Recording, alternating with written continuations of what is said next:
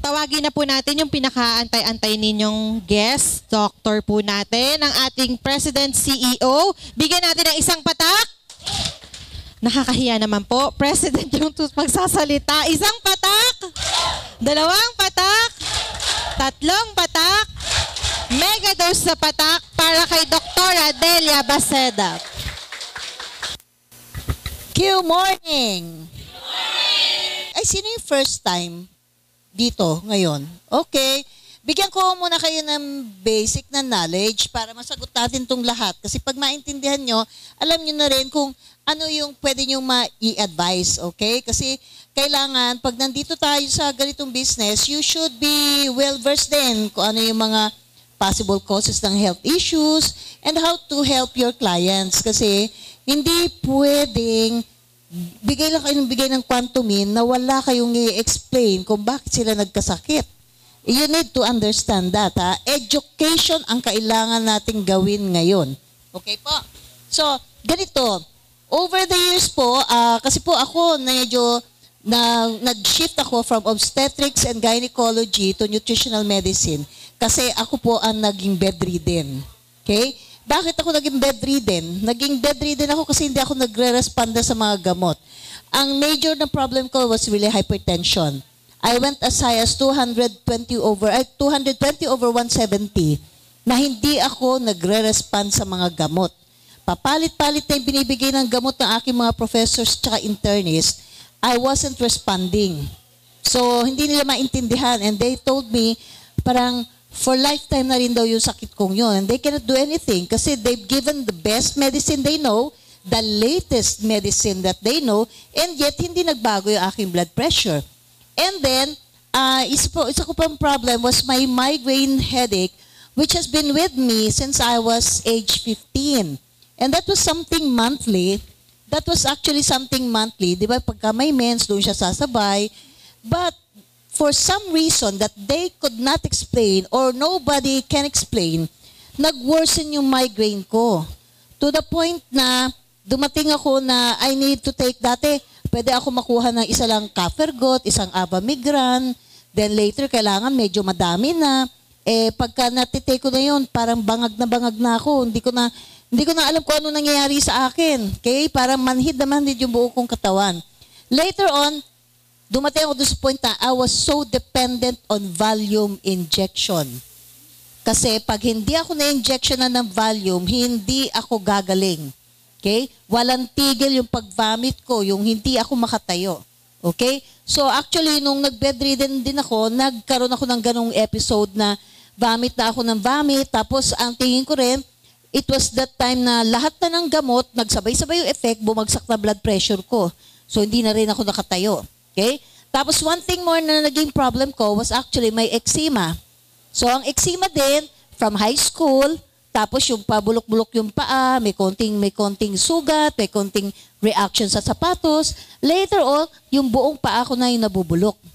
Lalo na nung nasa medical school ako or after the medical school, nasa residency training ako, nauso yung closed shoes. Hindi ako pwede. So lahat ginagawan ko ng paraan, nilalagyan ko ng yung parang nail polish para kasi baka daw nagre-react ako sa leather o do sa plastic. So lahat na ng klase ng sapatos trinay ko. And yung design ng sapatos ko, makikita nyo doon sa sugat sa paa ko. Kasi lagi siyang may sugat, lagi siyang mapula, lagi siyang may sugat. Or kaya gigising ako ng umaga, meron ng weeping lesion kasi meron ng mga exudates, may nanana, may dugo na and everything. And I was also told by my professors na it's a lifetime thing and they don't know what to do with it. Wala kaming gamot para dun sa eczema kasi gagaling siya sandali tapos babalik na naman. Okay? So later on, after na dumaan ako sa ganon, I started reading, started re-educating myself kung ano yung talagang problem. And you know, I realized when I went to other countries for the training, I realized sa ngayon dalawa ang most common cause ng sakit. Ano, yung una, nutritional deficiency. Kakulangan ng tamang sustansya sa katawan. Pangalawa, accumulation of toxins. Ibig sabihin, yung mga chemicals na nandyan sa labas, nasa pagkain, iniipon mo unti-unti sa katawan. Okay? So yun, nakita ko na yun talaga ang cause ng halos lahat na sakit. It's either isa dun sa isa, one of each other, or actually, pwede rin both, pareho ka meron. Kaya ka nagkakasakit, lalo na ang cancer. Okay? So when I realized that, na-try kong sa aking mga pasyente mag-supplement, nakita ko yung changes. Kahit sa mga buntis ko na pasyente when I started. It was totally different. And then, nag-start kaming, nung ma-realize ko kung paano mag-detox, nag-start kami mag-detox. Ang laki ng naitulong sa mga patients. Okay? So ngayon, nung naintindihan ko yun, I realized na the two major reasons why we have a lot of diseases, health issues, chronic diseases as we age. Kasi naiipon ang kakulangan o deficiency ng nutrients at naiipon ang toxin. Okay? So, for those, nakita nyo naman, for those living in the province na puro gulay lang, di ba? Hindi na i-expose doon sa mga fast food. Di ba sila yung mas healthy? Sila yung mas malakas kaysa sa mga anak nila na nasa city? Yung pinsan ko, ka-age ko lang siya, magsi-60 na rin, o 59. Yung mother niya na 85 years old, yung auntie ko, yung pa yung nagtatanim doon sa doon sa farm. Yung pa yung nag-aani ng rice doon sa rice field. Can you imagine yung 85 years old, tapos itong pinsan ko, maya-maya mau-hospital, maya-maya nakaupo kasi nahihilon na, maya-maya hina-high blood na, maya-maya iba na pakiramdam, nahihilom bigla. So, kung titingnan mo yung difference nilang yon, it has nothing to do with the aging process alone. It's actually kung ano yung nagiging problema natin at naiipon na problema habang tayo nagkakaedad. The one thing more that I realized in this lifetime and in my practice of nutritional medicine, ang tao, di ba, yung sasakyan natin, sino dito mga may sasakyan? Di ba ang sasakyan, you need to do a regular tune-up. Di ba, may mga change oil, change filter, and everything. Tapos, pagkasasakyan din, konting kalampag pa lang, anong ginagawa natin? Pina-check ka agad. Kasi di ba, ang impression natin, pagka pinatagal mo yung problema, mag-worsen yung situation ng sasakyan.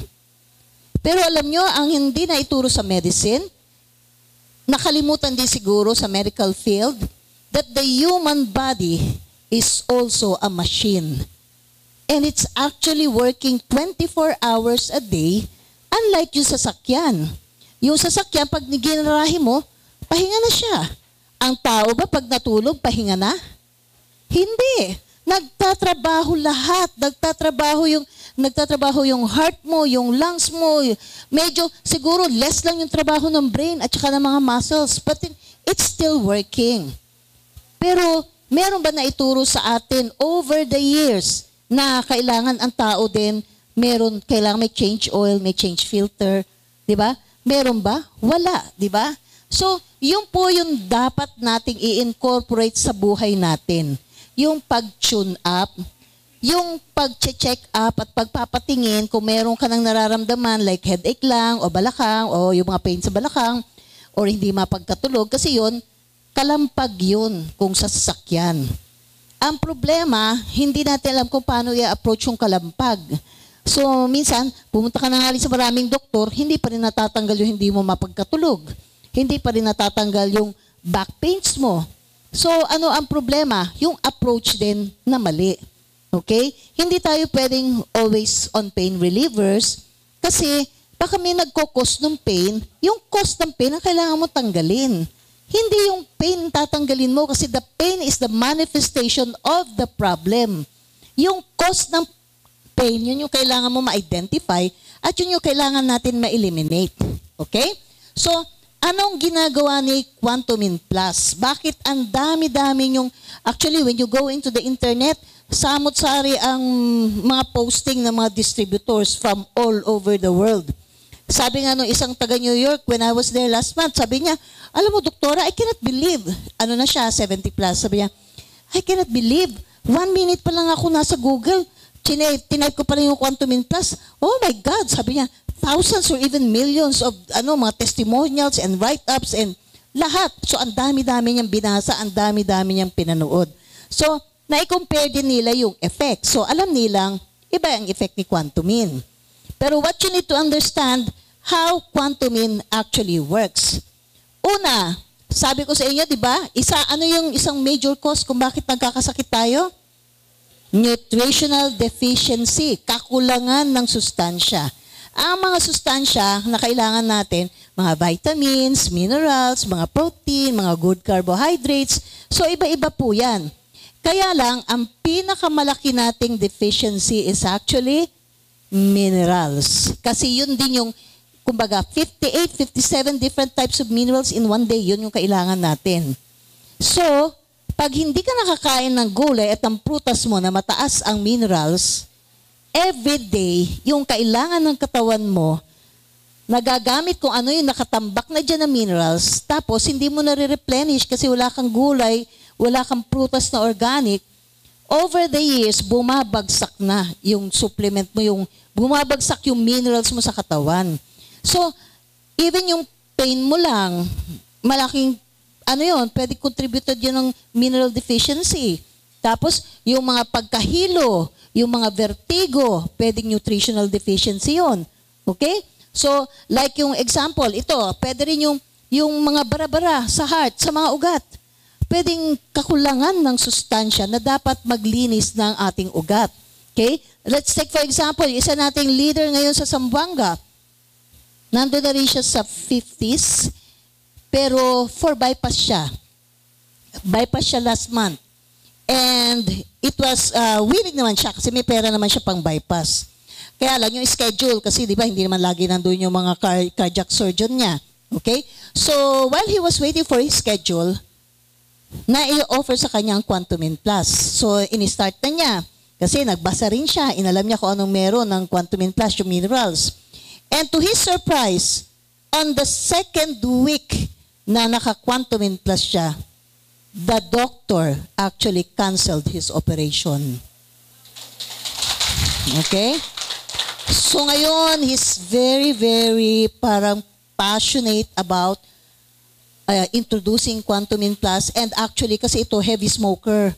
So talaga ngayon yung kinukulit niya yun yung Department of Education na iikot siya sa buong barangay kasi magle-lecture siya about not doing smoking. Asa na yung mga dapat nakakadinig ng lecture kong to? Okay? So, yung don't smoke kasi yun na yung natutunan niya. Yun na yung nakita niya na yun ang problema kung bakit ang dami-dami niyang health problems. Okay? So, isa yan sa magandang naging outcome na alam mong nutrients pa lang yung pinasok niya tapos ganun kaagad yung naging recovery niya. So, aside from putting in your vitamin C and your minerals by using the Quantumin Plus, ano pa yung kayang gawin ni Quantumin Plus? Yung strength din niya. It's actually detoxification. Okay? Detoxification is yung pagtanggal ng dumi doon sa ating katawan. Okay? And, syempre, pagka naninigarilyo ka, anong chemical ang pinakamadami sa'yo? Katulad ng lecture kanina. Marami yung nicotine. Sinisira unti-unti yung ugat. But aside from nicotine, actually, more than 1,000 chemicals pa yung nasa stick ng sigarilyo na isang stick lang.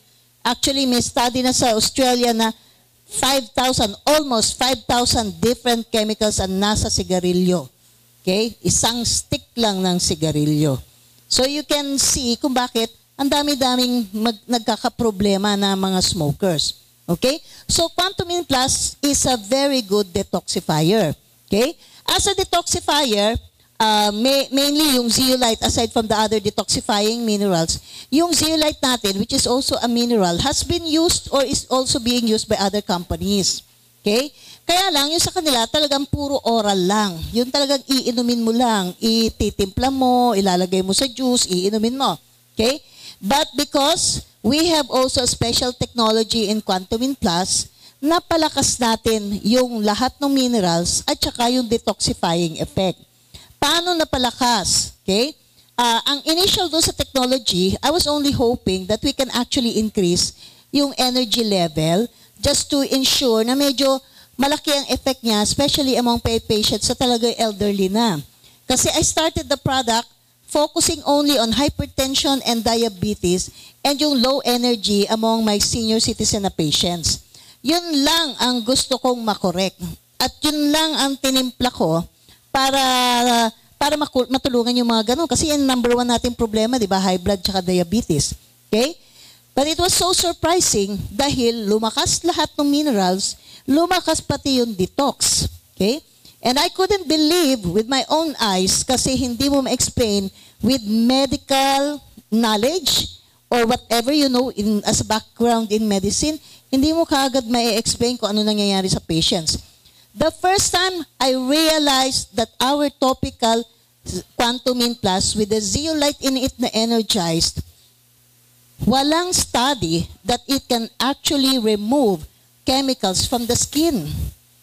Kasi lahat puro iniinom lang. But because of our technology, kahit ipahid mo sa skin, malaking bagay ang nagagawa niya. First kong patient, we were having some medical, parang health outreach in a certain place, somewhere in Quezon City, parang squatters area. Okay? And then, may mga pasyente na nagpapatingin na, and then there was this somebody na, she was complaining of parang pain all over her body for 2 months. And sabi niya, ang dami-dami na daw niya napuntahan, and hindi natatanggal yung pain niya sa buong katawan niya, to the point that she cannot sleep at nighttime kasi all over the body yung pain. Okay? So I told her, dala ko na yung Quantumin noon, yung first few bottles namin. Sabi ko, ma'am, pwede bang ipahid nyo? Okay? For some reason, kasi for diabetes ka and hypertension yun, I wasn't expecting there will be an effect. Kaya lang, yung patient maingay, madaldal. Syempre, marami akong inaasikaso pa. Oh, ma'am, papahid. Pinahid niya. Mula dito sa kanyang braso hanggang doon sa binti. Okay. Alam nyo, after niya mapahiran hanggang binti, hinarap ako na gano'n doon sa lamesa ko. Doktora, anong meron nitong iyong produkto? Sabi ko, bakit ho? Sabi niya, 2 buwan akong in pain. Ngayon kapapahid ko lang nawala lahat ng pain. So, syempre, gulat na gulat siya. So, ako din, syempre, namamangha. And then, may kasama ako mga medical student during that medical mission. Sabi ng medical student ko, Doktora, is that possible? Just applying that product and all the pain for 2 months has gone? Sabi ko, how do you explain that? And then I told him, kasi Phil-American. You know, I still have to review my pharmacology, my physiology, my pathology, and everything because I really don't know the explanation. Kasi 2 months in pain, tas biglang nawala. So itong pasyente, para siyang speaker na kasi umiikot na doon sa buong kabahayan, nandun kami sa barangay hall na malaki. Nagkwekwento siya, naku, yung 2 buwan kong pain, ganito, nawala ka agad yung produkto ni doktora, ipahid nyo, ganyan. After 30 minutes, bumalik yung matanda. Alam niyo kung anong hitsura niya? Nag-worry siya. Pati ako nag-worry. Namumuti siya. Puti na para siya nilagyan ng, alam niyo yung chalk, tapos binasa mo. Yun yung hitsura ng balat niya, buong balat niya hanggang baba. Pati dito sa may mukha meron kasi pinahid na rin niya dyan yung Quantumin. Balik siya sa akin, Doktora, ano itong nangyari sa akin? Side effect ba to? Di syempre ako naman sabi ko, Lord, bakit may side effect? Pagtulong nga yan sa high blood diabetes. Ano itong matandang to? Bakit may side effect? Parang for some reason, siguro nakinig din ako doon sa angels ko, biglang may tubig ako nakatabi, yung drinking water ko, kumuha ko ng konti, tapos pinahid kong ganun. Di nung pinahid ko na ganun, bumubula na siya. Sabi ko, Nay, anong trabaho mo? Sabi niya, ay, doktora, 20 years ako labandera. Oh my God, 20 years na labandera? Hindi yata tinuro sa medicine na ang sabon mag-stay dyan sa loob ng underneath the skin. So alam mo ang ginawa niya? Kumuha siya additional na tubig, sige, punas na naman siya. Lumobo na lumobo. Doon na yung bula doon sa buong katawan niya. Sigaw na siya ng sigaw. Naku, sabon sa katawan ko. Ganyan.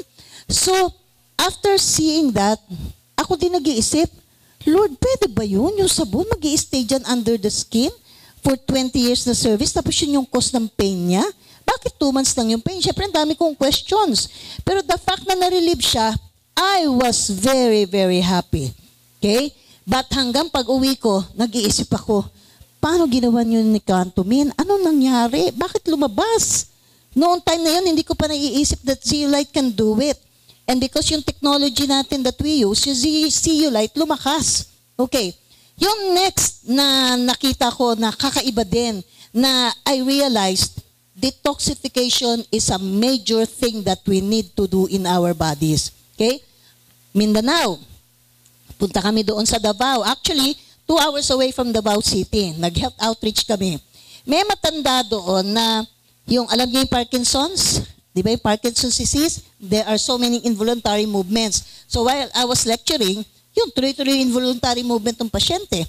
And then after the lecture, they brought the patient in to me. Tapos sabi nila, oh, Doktora, 4 years na to na non-ambulatory. That's why binuhat siya ng mga anak niya. Okay? And then I told him, okay, Tay, ipahid natin yung Quantumin Plus sa buong katawan. Okay? It's not approved by FDA as something topical, but hopefully we will be able to come out with a different, nearly a different formulation that they will accept as topical. Okay? So, nung pinahid kong ganun, maya-maya yung, di ba, involuntary movement, kumonte. E di, syempre, nagulat ako. Sabi niya, Doktora, mukhang effective yung iyong gamot. Sabi ko, ay Tay, ituloy mo lang kasi baka totally, ang iniisip ko na lang noon, totally mawala. Okay? So, syempre, masaya na siya. Pero after 30 minutes na naman, tinawag na ako ng mga distributor, Doktora, tingnan mo nga to, may side effect yata to, ganyan.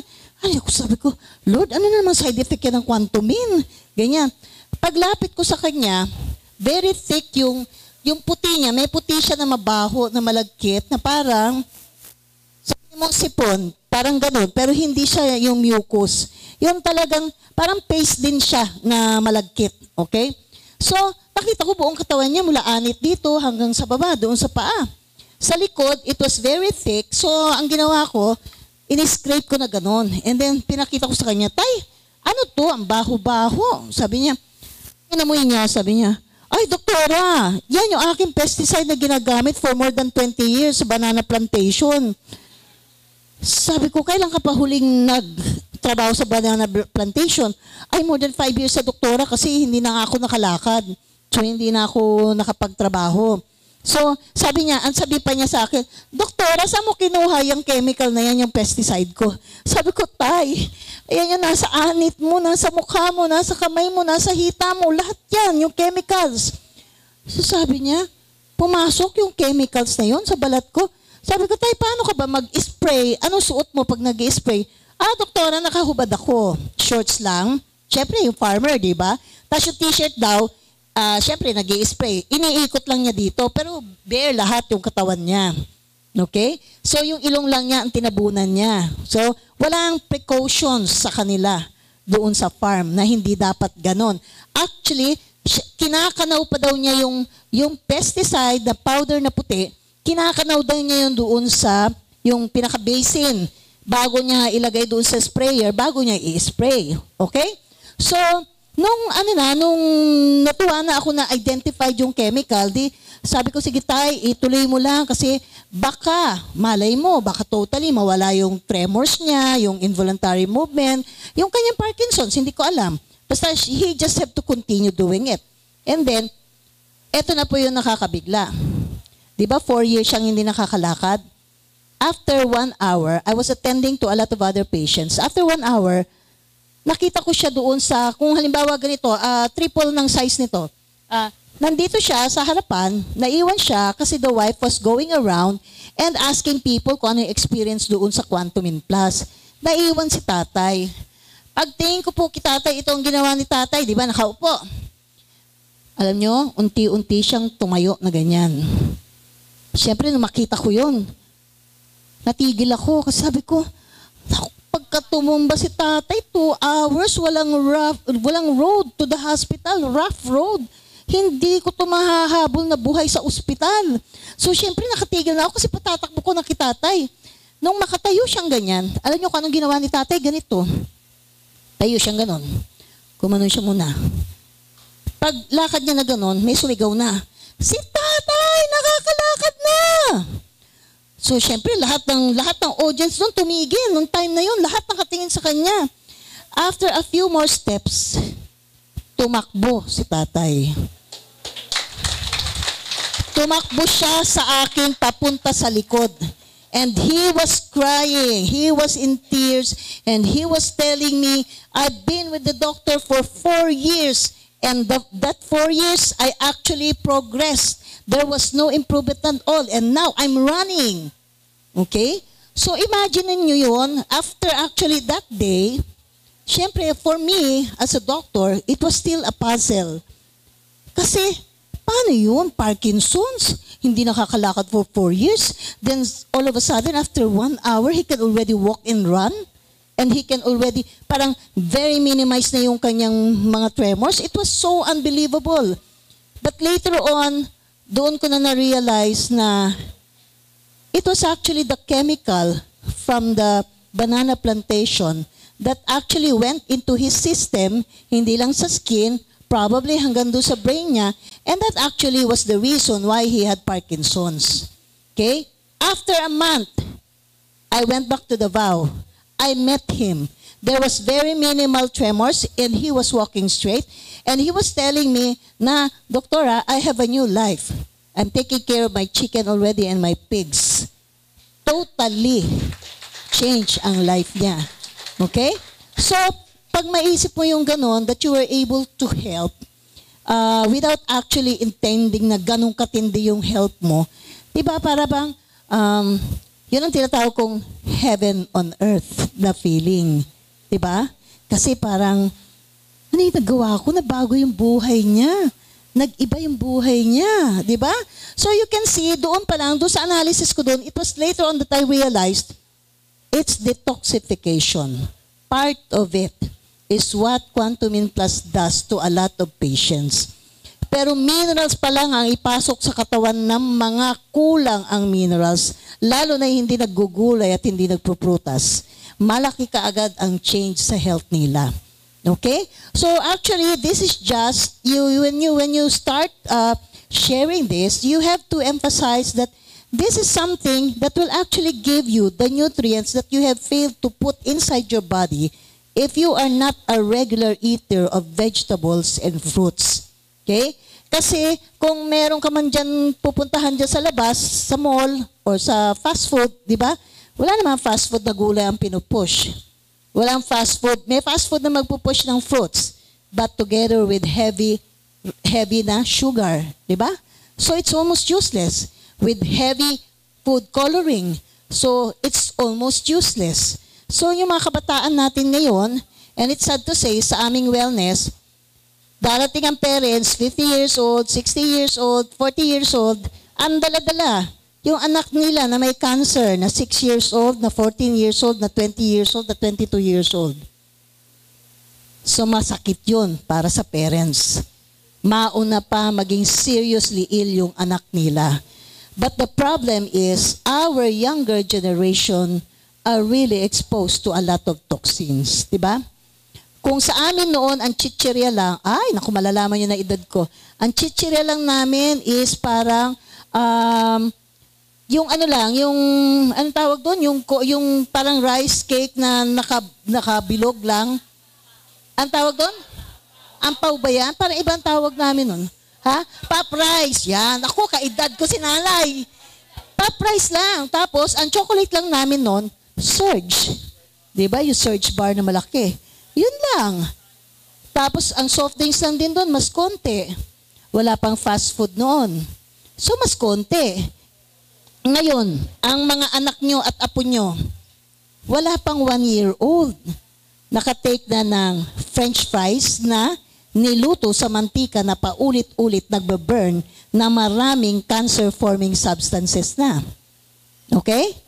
1 year old, 2 years old, naka-soft drinks na, naka-float pa. Diba?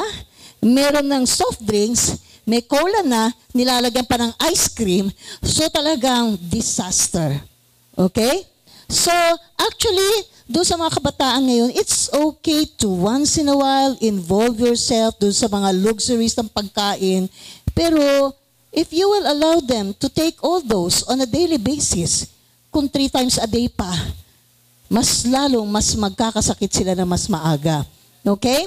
So aside from taking and advising your people, your relatives, your loved ones, to start taking Quantumine for nutritional deficiency and detoxification, you need to educate them on changing or improving your diet. Okay? You have to be on the healthier side of the diet.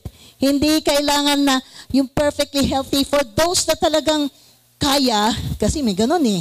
Yung talagang matindi ang mga determination, matindi ang mga self-control.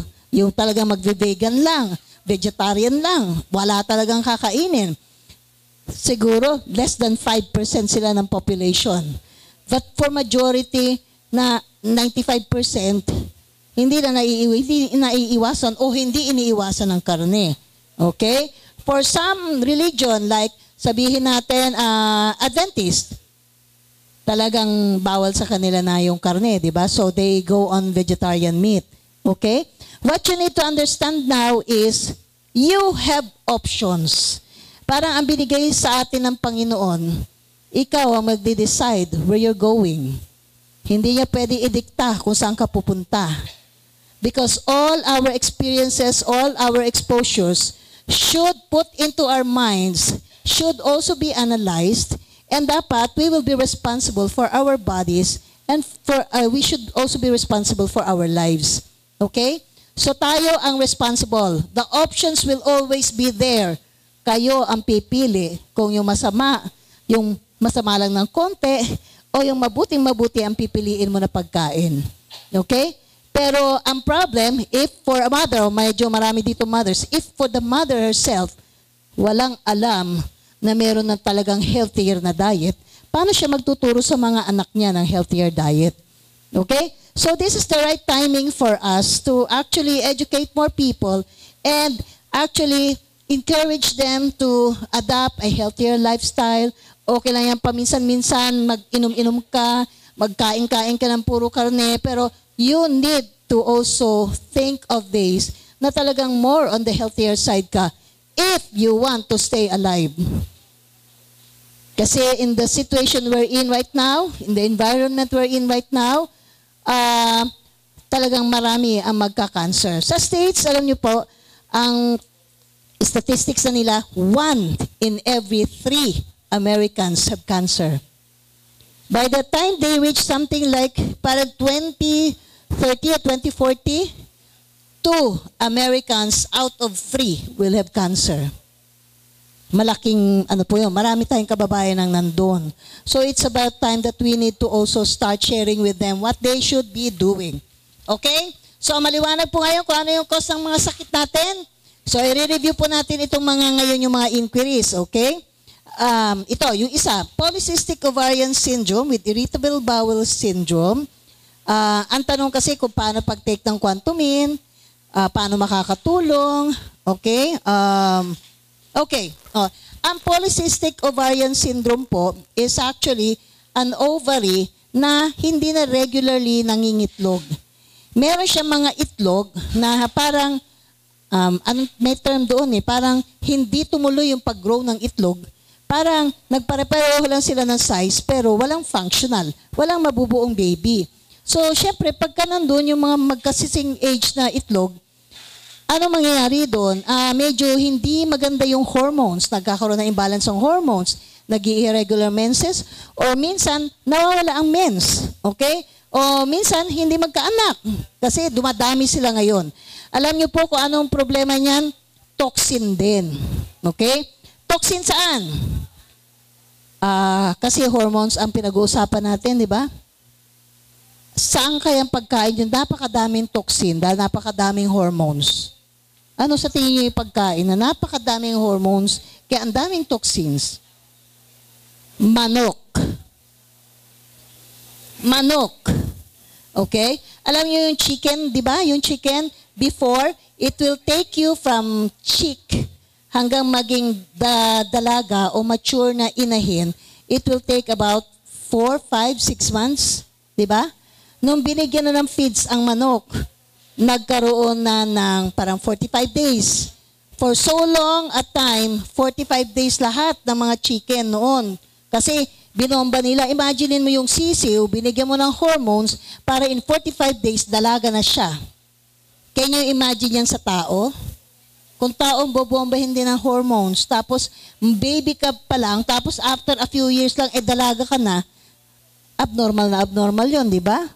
The sad thing is, alam niyo ba yung kinakain natin ngayon na manok, nasa palengke o nasa fast food? Alam niyo kung ilang araw na lang? 25 days.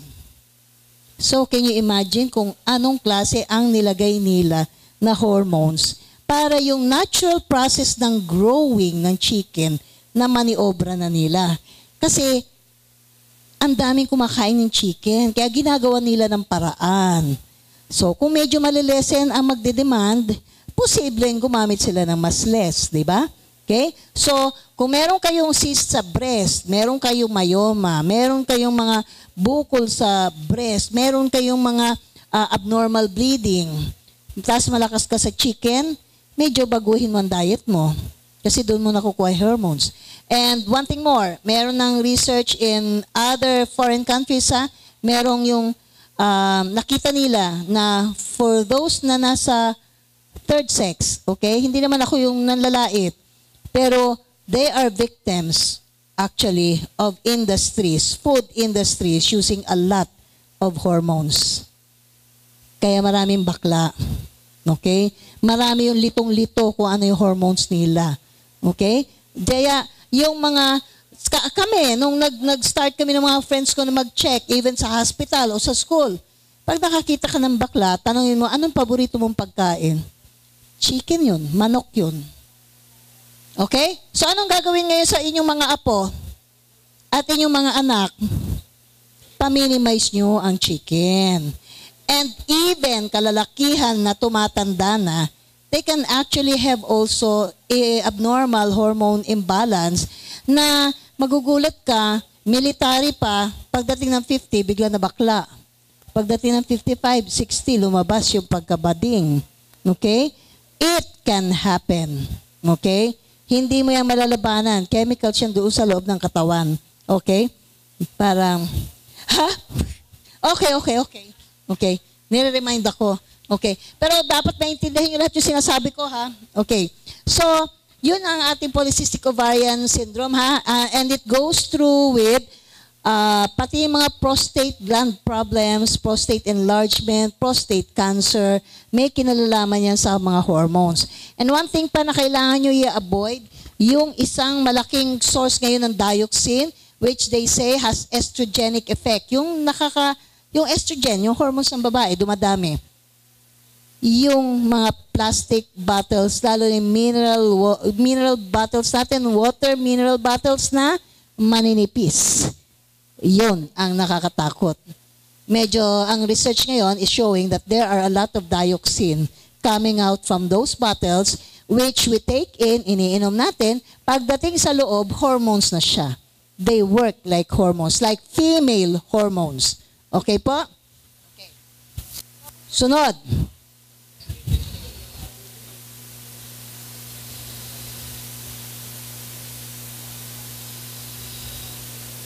Namamaga yung kanyang abdo. Okay. So, ano yung abdo? Yung abdo, di ba, yung ating gallbladder. Okay? Ano ang kailangan nyo intindihan? Ano ang trabaho ng abdo? Naglalabas siya ng enzymes, lalo na pag may kinakain ka na mga mamantika at mataba. Tumutulong siya sa digestion. Ang problem, para yung sasakyan na parang pag everyday, puro matataba at mamantika ang kinakain mo, nabubugbog siya. Pag nabugbog siya, sa tingin nyo, aandar pa siya ng tama? Hindi na, di ba? Pag hindi na siya umandar ng tama, ano nangyayari?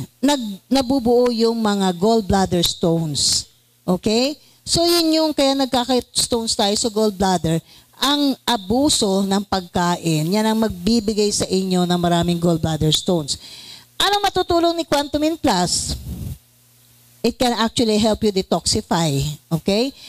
Pero Aside from that, meron kasi kaming binibigay sa wellness na talagang program or protocol for liver flushing para talaga matanggal mo yung gallbladder stones, mapaliit mo at mapass out mo. And even yung mga fatty liver na matagal nang nandyan sa iyong atay at saka yung mataas yung iyong mga enzymes, yan, a liver flushing can also help. Okay? And yung Quantum In Plus can actually hasten yung process ng detoxification. Okay? Now, so ito, tingnan nyo ang mga problema niya. Nasa upper portion to ng katawan. Tingnan nyo, may migraine siya, may vertigo siya, may sinusitis, may rhinitis, may laryngitis, may pharyngitis. Okay? So, anong problema niya? Lahat nandito, di ba? Anong iisipin nyo? Di ba? Sabi natin, nutritional deficiency. O pwede, nutritional deficiency. Pero pag nutritional deficiency, hindi naman yung nutrients na dito lang sa taas yung magagamit mo at mauubos. Buong katawan yun. Pero para ma-focus lahat ng sakit mo dito sa upper portion ng katawan meron kang exposure na ito ang nakakatanggap ng exposure mo. Anong exposure yan? Katulad ng lagi kang nagpapabango. May mga babae pala na araw-araw, hindi talaga makakaalis ng bahay na walang pabango. Maraming babae yung naghahanap ng mga pampaganda na puro pampaputi, yung mga nilalagay na facial cream and everything. Pero actually, maraming chemicals na involved na very toxic. Okay? Marami din yung mga babae na katulad ngayon, yung aking mga anak, kahit nga sabihan mo na, toxic yan. Ngayon lang sila recently nagiging conscious. Kasi marami yung lipstick na meron actually mga lead at saka mga boron na highly toxic. Okay? Tayo, pag may nakikita na mura, na lalo na yung mga magic pa, di ba? Yung parang hindi siya kulay pula, para pag nilapat mo doon sa lips mo, pula. Or dahil nagtitipid ka o ayaw mong namumutla ka, ang pipiliin mo na lipstick, yung pag nilagay mo dyan, 24 hours nandyan. Can you imagine anong klaseng chemical yun na para tumagal dyan ng 24 hours? Pumapasok yan dyan sa skin mo, sa mucosa mo, nalulunok mo yun every day. Okay? So ano pa? Sa taas pa, baka nag-work siya sa isang factory na maraming iniimit na usok. Okay? O kaya may chemicals like sa Laguna and Cavite, we have a lot of factories doon, mga international companies actually making a lot of this, yung ginagamit sa mga computer. So, puro heavy chemicals yun. Yung isa kong pasyente na nag-cancer ang kanyang anak at 5 days old, nagsusoldering gun siya sa Cavite kahit buntis na siya. And it actually caused the cancer of the baby. Okay? So, ano pang pwede? Baka hanap din siya ng pampaputi ng kilikili. O kaya try ng kung ano-anong deodorant. Tapos yung deodorant pala nakukuha niya, mga medyo malalakas na chemicals. Okay? So, yung mga chemicals na yun can actually settle in this area, in this part of your body. Okay? Ano pa? Meron din mga babae na gumagamit ng mga chemicals pampalaki ng boobs. Diba? Pahid lang ng pahid. But you are not aware na malaki ang masyadong toxic yung chemical that goes with that cream. Tapos yung simple lang, makeup lang, foundation lang, eyeliner lang. Maraming may chemicals. And that's the reason why we have a line of beauty products and we're actually increasing them kasi we cannot totally avoid chemicals. But we need to do something to minimize them. Lalo na yung mga chemicals na malakas sumira ng katawan natin na dati hindi alam pero ngayon may mga findings na we have to avoid them. And that's the reason why we have our own beauty products kasi tinatanggal natin kung ano yung alam na ngayon sa research na hindi dapat isanasama sa inyong mga lotion, sa inyong mga night cream, day cream, sa inyong mga sabon and everything.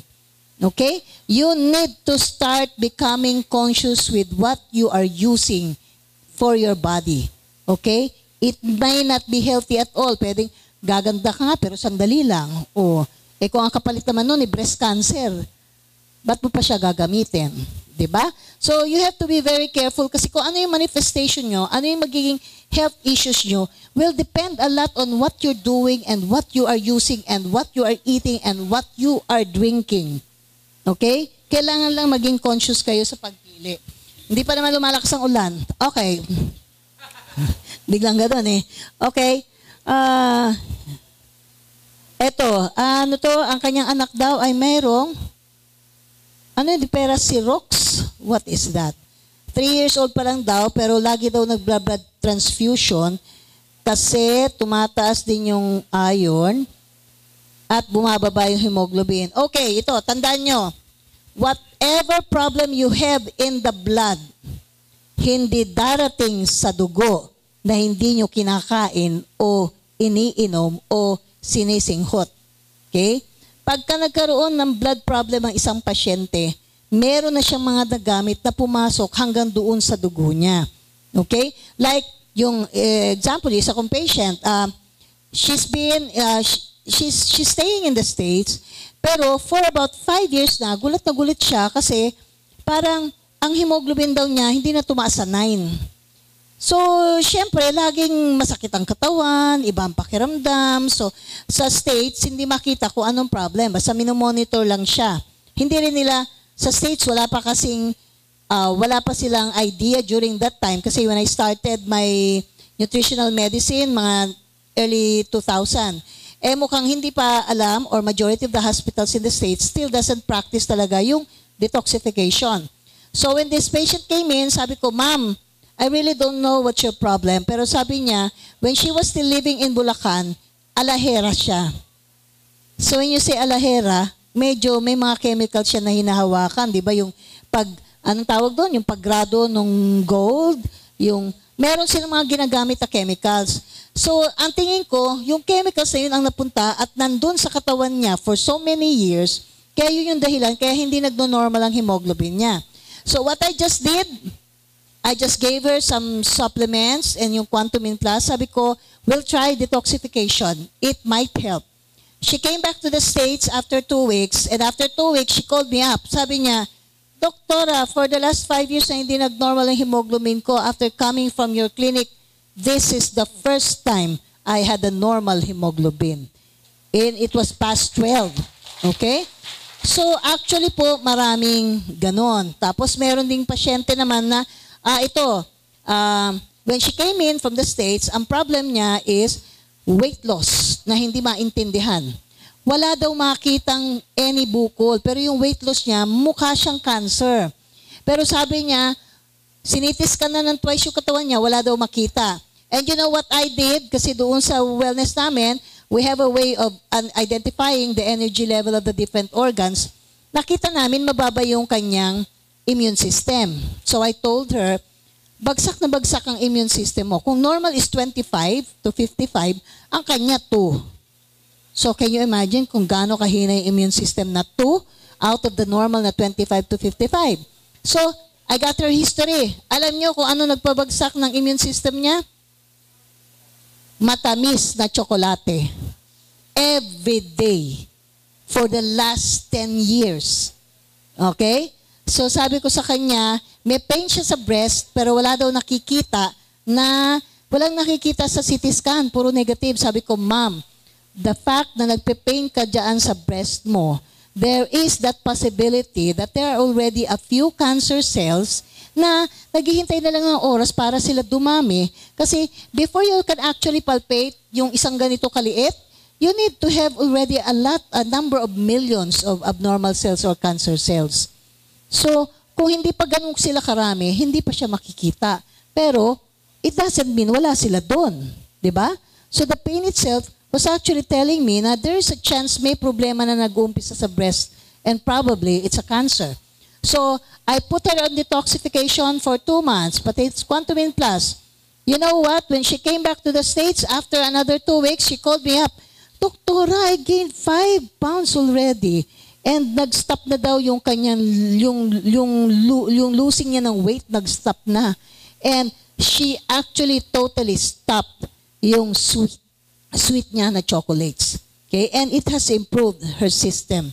Okay? So dito din, you don't have to actually just take sweet na chocolates. Soft drinks can give you that same problem of bringing down your immune system to its lowest point for you to have cancer. Okay? Lahat po ng matamis. So that is the reason why there are a lot of alternatives coming out. Kaya lang, may mga alternative ng sugar na very toxic din. Okay? But we're coming out with a sugar alternative that is not toxic, so you can actually use it also. Okay? And it's a good thing that the Duterte administration started the train law. It's making producers of products to be more conscious of not using high-level na mga corn syrup or mga sweet na syrup para lang maibenta ang products nila. Kasi it will definitely deteriorate the health of the users and the drinkers. Okay po? So, make sure kung kanya magsusoft drinks kayo, siguro bigyan nyo lang ng isang araw sa isang linggo. O yun na yung cheat day. Yun na yung damihan nyo. Hindi naman kayo mamamatay sa isang araw na naka-soft drinks at puro bad foods. Diba? But after that, make sure naman na may mga araw kayo na healthy para ma-make up nyo yung problema na yon. Okay po? Okay, ito. Mixed connective tissue disease. When you say mixed connective tissue disease, katulad nung sa inyo, nervous system. Chemicals yan. Pagka sa nervous system, nag-deteriorate ang nervous system, yung chemicals nandun sa nervous system. Pagka yung skin ang nagka-problema and the muscle ang nagproblema, tapos deteriorating, progressive, the chemicals are inside the muscles. Okay? So, kailangan lahat yun tinatanggal for the patient to actually recover. Okay? Where we're not saying we're already God that we can actually reverse almost everything. Hindi ganun yun. Okay? But always yung mga ganyan situation will tell you that it's about time for you to actually analyze what have you done to the healthy body that actually God gave you. Diba? It's kailangan, parang yun yung kailangan ka magmuni-muni. Na tama ba yung binigay ko doon sa katawan ko? Ito yung binigay sa akin, yung healthy na body, tapos inabuse ko. Yun lang yun. Kahit anong sakit po, it's your chance. It's actually a call from God for you to analyze ano yung ginawa mo doon sa healthy body na binigay sa'yo. Okay? And it's about time na you have to change. Kung ano man lifestyle yan, kung ano man diet yan, kung ano, even your mindset yung lagi kang masungit, o kaya lagi ka naiinggit, o kaya nagkaroon yung upline mo ng kotse, biglang nainggit ka na, at tuwing talikod, kaharap po, puri ka ng puri, ang galing-galing talaga ng upline ko, pag talikod, walang hiya ka, mga benta ko yan, kaya ka nagkakotse. Diba? Mali yun, hindi ganon. Yung attitude na you have to be happy with every success of other people other than yours. Diba? Wag kang yung may tao talaga. Akala ko noon sa ano lang yan, sa comics lang. May tao pala talaga na yung inggit talagang nanunuot sa laman. Okay? Yun ang tanggalin nyo. If ever meron kayo kahit konti. Okay? You should be very grateful for everything that you have and everything that the others have. Okay? I-detox ang mind para medyo mas positive ang pasok, okay? Ng abundance at saka lahat ng mga good things in life, okay? Change it to positive, more on the positive side, okay? So, ano pa? So yun sir yung sa inyo,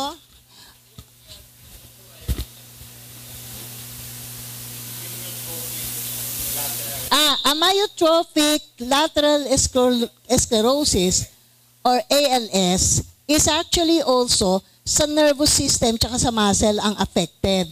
Ganon din siya. Sabi nila, chemicals daw. Ngayon, yung iba, sabi nila, either may virus daw or may mikrobyo na kumakain ng muscle tsaka ng nervous system.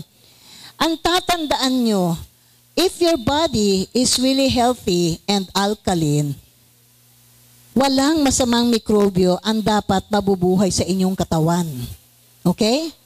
Pag unhealthy kayo, acidic kayo, lahat ng mikrobyo at lahat ng bulate tutubo sa loob ng katawan nyo. Okay? So, pagka mga ganung cases na talagang abrupt change in diet, massive detoxification, tapos speedy na alkalinization ang kailangan for you to be able to recover that particular patient. Okay? Tingnan nyo, meron kami, ito, natutunan ko rin doon sa pasyente May pasyente kami dumating dito when we were, siguro mga 4 or 5 years pa lang kami noon. Dumating siya dito, akala namin Muslim kasi balot na balot yung buong katawan. Buong katawan. Wala ka makita sa kamay. Para pa siya naka-gloves. Okay? So, syempre, lahat nagtataka, ba't balot na balot naman masyado? Summer na summer. Hindi siya nagsabi kung anong may problema niya. When she came back, I think after a month, pinakita na niya yung balat niya. Maraming butas pala yung balat niya. Maraming late na lumalabas sa balat niya. Marami, alos buong katawan niya. Okay? After another month, she came back, malaking kagandahan niya na medyo tanggal na yung ibang nakabalot sa katawan niya. And you know what? It was so surprising that on her own, probably with the angel's guidance din, may nag-guide sa kanya kasi wala nagturo sa kanya Alam niyo ba, binuksan niya yung may vest siya, binuksan niya. Yung vest niya, maraming packet. Bawat packet doon sa vest, kumbaga nakahilera yun yung packet doon sa vest niya. Puro quantum ng laban. Yung bote, lahat ang nandun. Ang kwento pa niya, pati higaan niya. Ginawan niya din ng parang, yung may mga bulsa-bulsa, pero puro quantum lahat yung buong kama niya. And you know, she's thankful kasi yun lang ang nagtanggal ng lahat ng bulate na nasa skin niya. Yun lang ang nagpaganda sa balat niyang muli. Okay? So, siguro, sabi ko nga, siguro there are still so many other patients or other Filipinos pa na could be also suffering the same thing. Pero if we can actually extend our hands to them, extend our knowledge, like educating them on changing lifestyle, changing diet, we will be able to help a lot more people. Okay? Marami po ang natutulungan ngayon, even in other countries. Okay? Actually, when I realized yung power ng Quantumin, I was asking God, bakit sa Pilipinas? Bakit dito mo siya binagsak?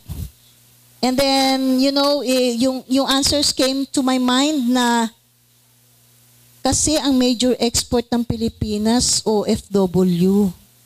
Sila ang tutulong pa sa ibang tao habang natutulungan nila yung sarili nila. Okay? Kaya, because of that, ang vision namin, we will not stop here in the Philippines. Okay? We have to take that mission. We should show our gratefulness to our Creator, to the heavens up above, na dito sa atin binagsak yung bagay na marami ang pwedeng matulungan. So, we have to start extending our hands, okay? And hopefully, by next year, we will be able to actually officially launch yung ating international business. Okay? Okay? So, ang priority natin doon, ang reason for doing that, and talaga mag-exert kami ng effort, is it's not just for us to earn. We have a lot of OFWs na, kasi yung aking clinic nga is, nutritional medicine. Alam nyo, luluha kayo pagkakita nyo ang OFW nag-work outside the Philippines, away from their family for 10 years, 15 years, 20 years, only to come back with cancer and chronic diseases na lahat ng pagmamay-ari dili at lahat ng properties nila na ibebenta pagdating sa gamutan. It is something that we need to actually do para medyo matulungan din natin sila. Kasi kita nyo, yung isa kong pasyente na dumating dito na naka-wheelchair, tapos dinala sa heart center, and they did a lot of tests, galing yun ng Middle East, they did a lot of tests. Galit na galit yung asawa, kasi ang sabi ng asawa, ang announcement daw ng doktor, there is nothing wrong with his husband dahil every test is perfectly normal. And syempre, dumating siya sa clinic, she was actually almost shouting, how can they say that my husband is normal and he cannot even walk? Diba normal nga ba yun? Normal ang test. But definitely the patient is not normal. Alam niyo po kung ano ang nakuha kong sa history niya? He had a lot of toxins in his body. We sent some sample of his blood, some sample of his hair sa Chicago. And it turned out, he has a lot of lead. So naghahanap kami, saan ang source ng lead nito? Kasi nasa ano lang naman siya parang kitchen siya nagwo-work. Alam niyo kung ano ang nakuha namin sa history? Ito, ginagawa to ng mga Pinoy natin. And kailangan, kung meron kayong mga kamag-anak na itong ginagawa, they really have to stop. Walang nagluluto sa kanila, di ba? Walang nag-aalaga ng pagkain. Pag bumili sila ng delata sa groceries, dala na nila yan doon sa kanilang apartment. Anong ginagawa? Itatapon yung buong lata sa kumukulong tubig na nasa kaldero para uminit yung loob. Kasi bubuksan na lang nila, tapos kakainin na nila pagka uminit na. Pero ano nangyayari? Yung lead ng lata nagli-leach out, pumupunta doon sa kinakain nilang karne, o corned beef yan, o kung sardinas man yan, andun lahat. Imagine, he has been working for so many years in the Middle East. Uuwi siya na lumpo. Na walang makita kung anong reason. But we were so happy kasi wala pang ang quantumin nun. But we started already with the detoxification. But actually, after 2 months, he was able to walk again. So malaki po ang malaking burden ang toxin sa katawan natin. Okay? That is something you need to understand. You need to start checking on whatever you're eating out there, whatever you're using outside. Okay? So, yung ating mga kababayan na nasa labas, sana matulungan natin silang lahat. I want them to stay healthy. They are our new heroes. Ayokong uuwi sila na nauubos yung pera sa gamutan dahil hindi inginingatan ang kanilang mga health. Okay po? Tulungan natin sila. Yes.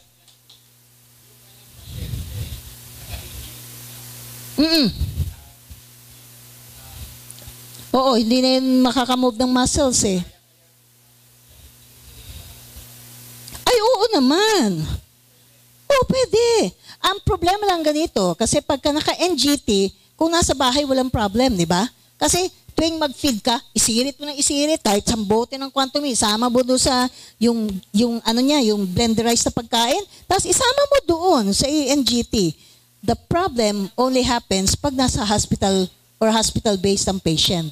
Kasi syempre, iko-control nila kung ano. At syempre, ayaw din naman nila ng maglalagay ka doon sa pagkain na hindi nila alam kung ano, or they don't even understand what's quantumin. They didn't even know kung ano yung laman ng quantumin plus. They won't dare. Okay?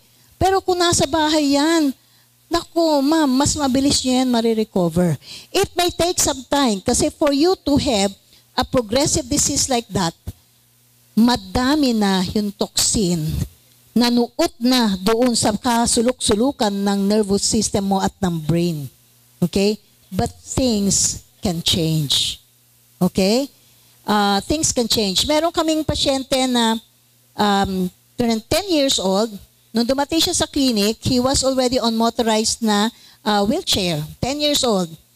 Flat affect. Hindi mo makausap, hindi ngumingiti, basta nakadiretso lang na ganon.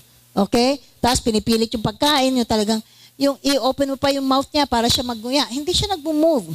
Okay? Nag-start kami ng detox. Ang sabi ng mother, kasi 10 na yun eh, at age 5, nag-start na mag-deteriorate yung muscle ng patient at saka yung kanyang nervous system. Okay? So, we started detoxifying him. 1 bottle a day siya na Quantumin Plus.